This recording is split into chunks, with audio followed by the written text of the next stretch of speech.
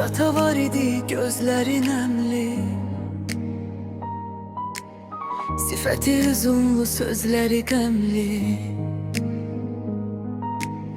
Bir ata var idi danışığı xoş, qəlbi çox saf idi, danışmazdı boş. Bir ata var idi övladların sevərdi, gələcəyi balaları deyərdi.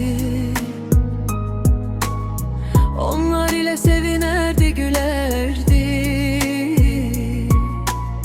Olmasın üzəri dumalı çənli. O ailəsinə çox bağlı idi, həm də kövrə idi, maralı idi. Söz deyəndə atanı tez tutardı, ailəsi üçün hər sözü odardı. Bir ata var idi, qəlbini o açmaz idi heç kəsə.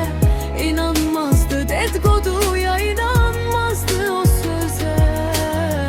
Hər kəsi özü tək saf və təmiz bilərdi. Hamıya yaxşıydı, lakin pislik görərdi. Dost, qohum, qardaşdan çox almışdı zərbəni. Bu necə həyatdı düşündürürdü məni. Onu başa düşən az idi sanki.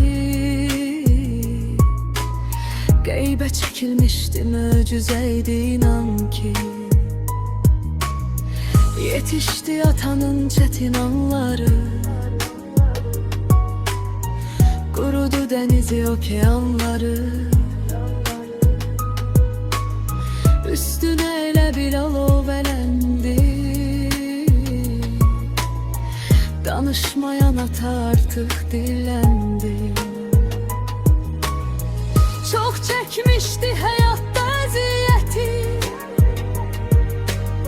Yaxşılıqdı tək atanın niyyəti. Sevincini bölüşərdi bu ata.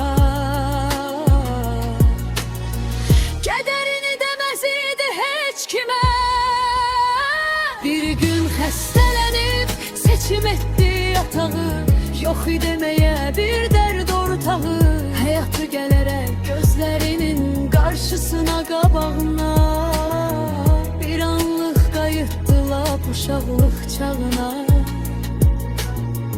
Yox idi yanında köməkdaşları. Yox idi yanında köməkdaşları. Yox idi el tutduğu dost tanışları. Gəlmədilər sanki yoxlarmış kimi. Lazımsız ataya çoxlarmış kimi. Atanın ömrünün sonuydu sanki. Heç pis olmamışdı atayla ki. Mirdi hərdi həyatın düzün yoxuşu. Möhür vurdu ata həyat naxışı.